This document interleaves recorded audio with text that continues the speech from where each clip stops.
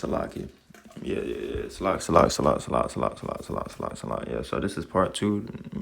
Shit, I'm on low power mode, so you know how that goes. You know, it be shutting off sometimes. But I forgot where I was. But what we're gonna do, we're gonna go back to this article, and we're gonna read the rest of this and just get whatever precepts come to mind.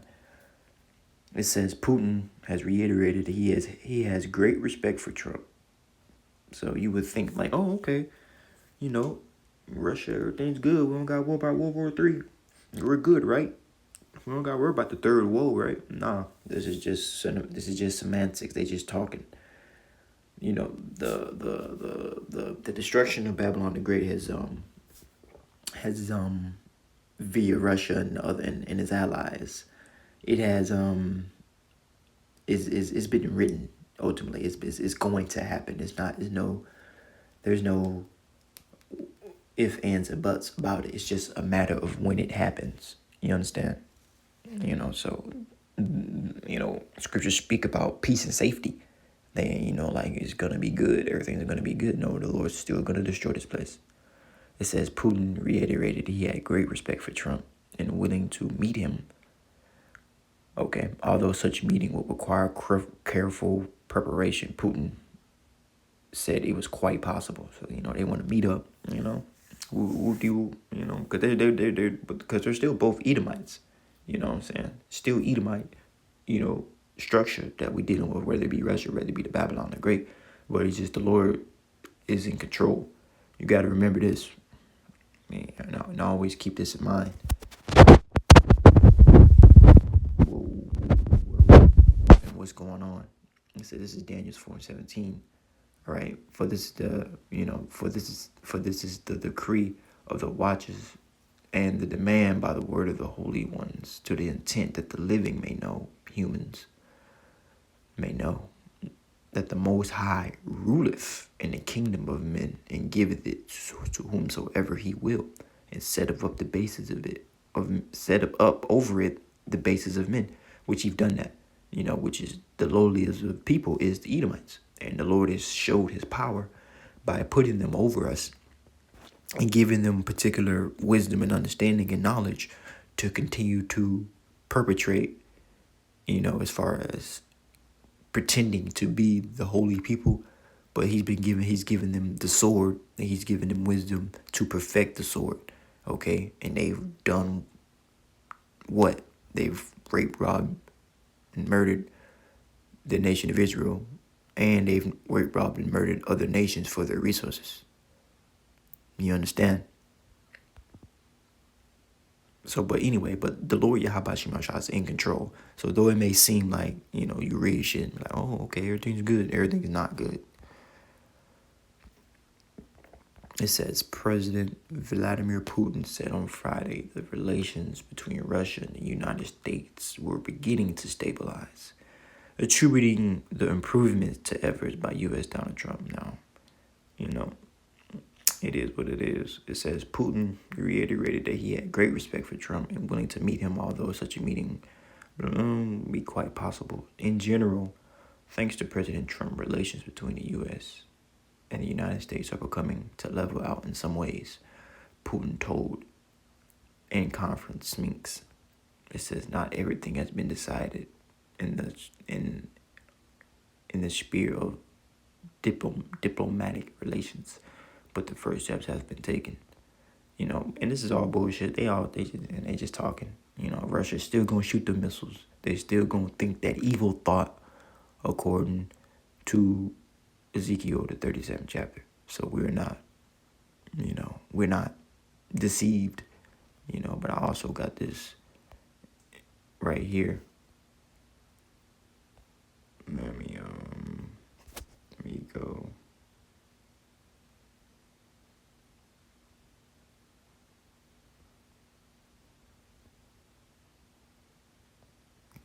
Got it saved right here. Hold on, it's a lot.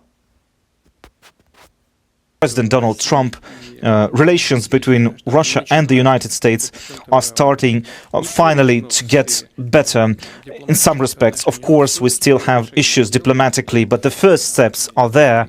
We're moving forward. We have contacts between our major agencies, between the State Department and our Foreign Ministry, between our special services, which is really important, because it's really critical to be able to fight terrorism, whatever the situation is, whatever the environment is. And in other agencies too, we have very good prospects in terms of economic development, economic partnership. I know that American businesses are really willing to, they are sending signals that they would like to go back to our market, and we will welcome that, but that requires dialogue. But overall, like I said, that meeting is quite possible, and we are certainly... But overall, thanks to President Donald Trump, relations between Russia and the United States are starting finally to... And you can take that with a grain of salt. I don't really be trusting like voiceovers and shit like that, because he is speaking a whole nother language and they are translating it from one language to another. So, but that's why I went and got the article to verify if he did say this or if it was true or not, and it seems like it is. But however, the point I'm bringing out is that's not gonna prevent and stop prophecy from unfolding and things of that nature, just because you see on the world stage that these players in biblical prophecy are trying to be buddy. That's not gonna, it don't matter. The Lord is like I say in this Daniel 4:17, the Lord Yahawashi is ultimately, the one in control. And I'm trying, maybe want to get one more precept, because the point has been made, but let me jump down to here. But let me read this first. It's Ecclesiastes 3:1. It says, "To everything there is a season, there is a time to every purpose under heaven." And we're in a time of prophecy right now, and we just so happen to be in a certain time where we're at the finish line, getting close to the finish line of a dwindling kingdom of our enemies of Esau, Edom. All right, and it's gonna come upon them. It's gonna come upon them.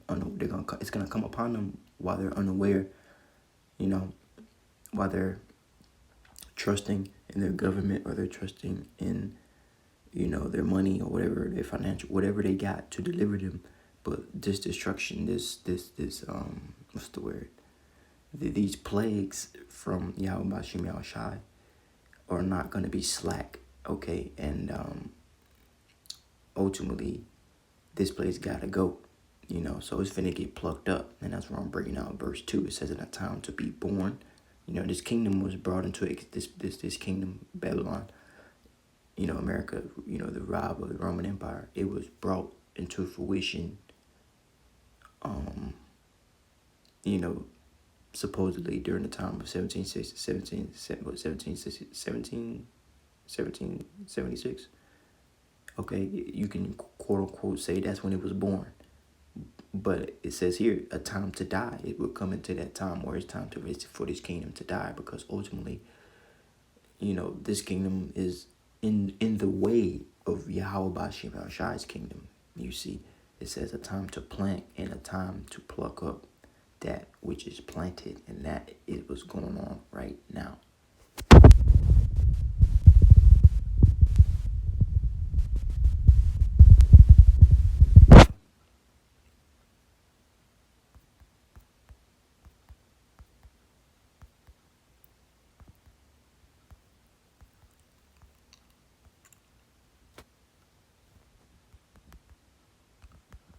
Let me get this pressure up, and then I'm gonna wrap this up.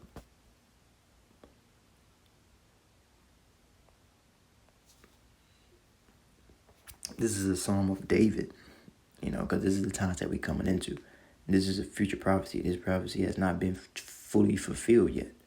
And I'm going to read it. It is a Psalm of David. It says, "And the Lord Yahawah said unto my Lord," and let me break this down correctly. It says, "And the Lord," it says, a Psalm of David, "the Lord Yahawah." So the Yahawah is the Father.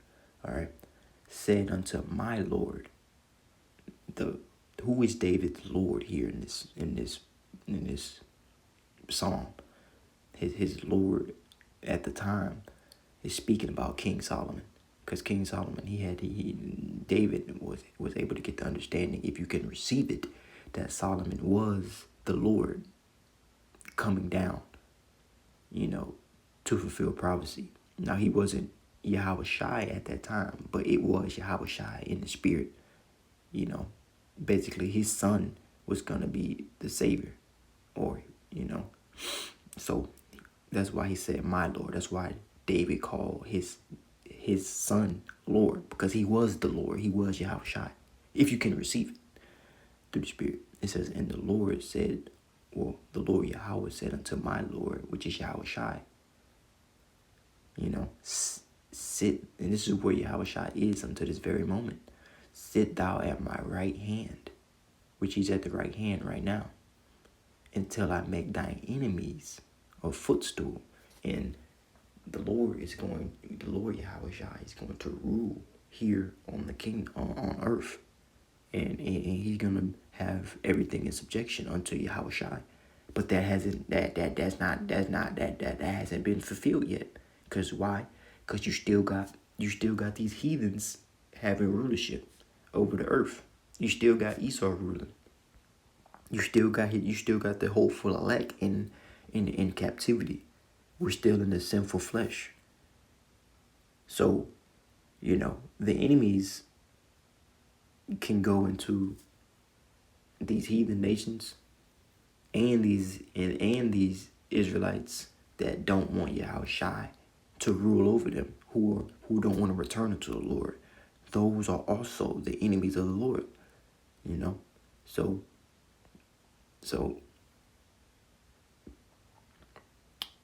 these enemies, whatever they may be, they still stand unto this very day.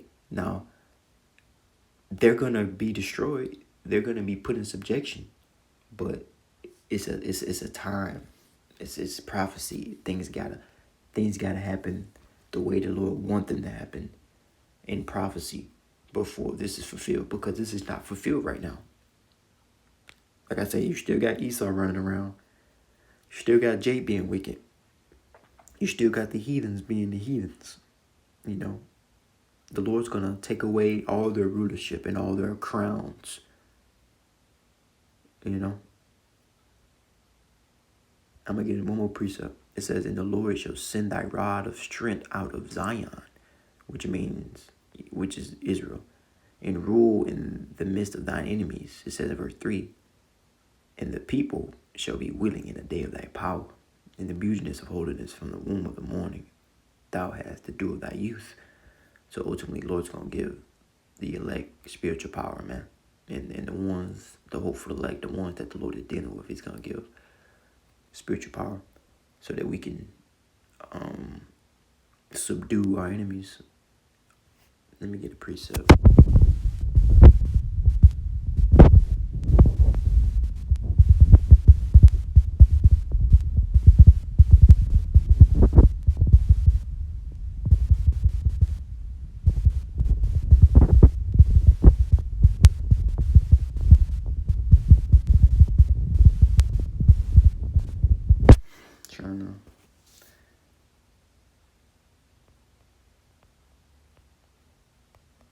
There's a precept of Revelation. So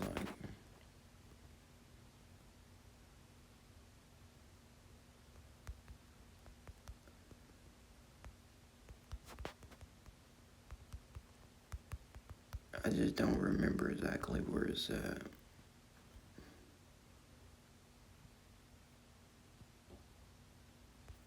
Okay, Revelations.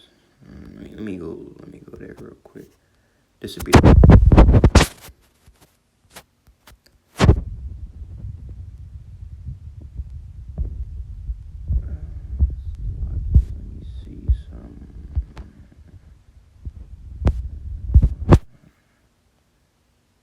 Revelations 12. Okay, well, shit. We'll jump to the point. Well, we'll start at 11. This is Revelations 19 and 11. In heaven, and I saw heaven open. And this is not talking about heaven as in where Yahawashi is, because because we know we got 3 heavens. We got the first heaven is our heaven, second heaven is the like space, and the third heaven is where Yahawashi, angels, and all that dwell.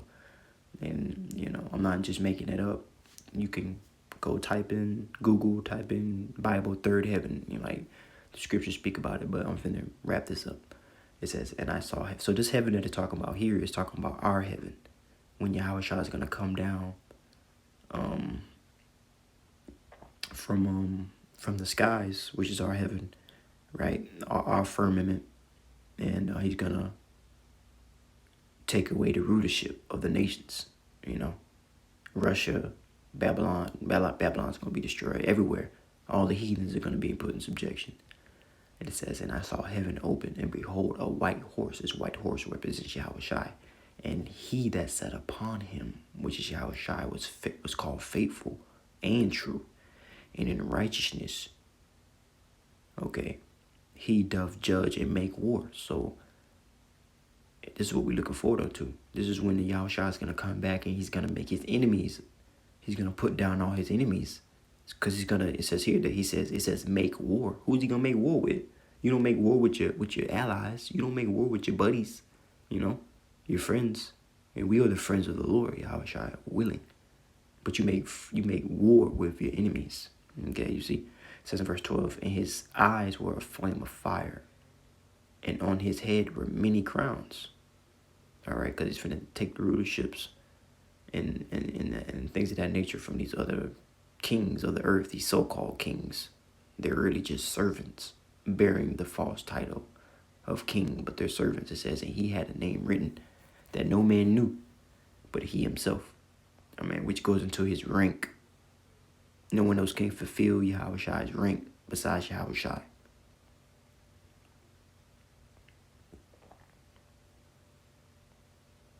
I'm going to jump down to verse 15. It says, and out of his mouth goeth a sharp sword, and that he should smite the nations. Okay? So these nations, anyone outside of the nation of Israel and the hopeful elect, man, y'all got some smoke. The Lord got some smoke with you.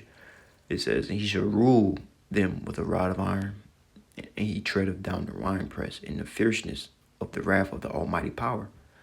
All right. So the Lord's coming back to do damage. So don't think that these nations are finna be allies and everything's finna go good. Nah, everything's happening according to how the Lord wants it to happen, according to prophecy. And we're going to continue to update you and go into these scriptures, things of that nature. But the end all be all is that the Lord is finna, fulfill his part of the bargain and come and take these men and these heathens and put down the wicked Israelites and uplift, the hopeful elect, man.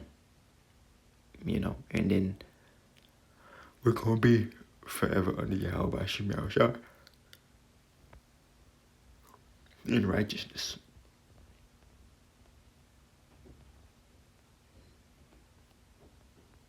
But with all that being said, that's it. Shalom.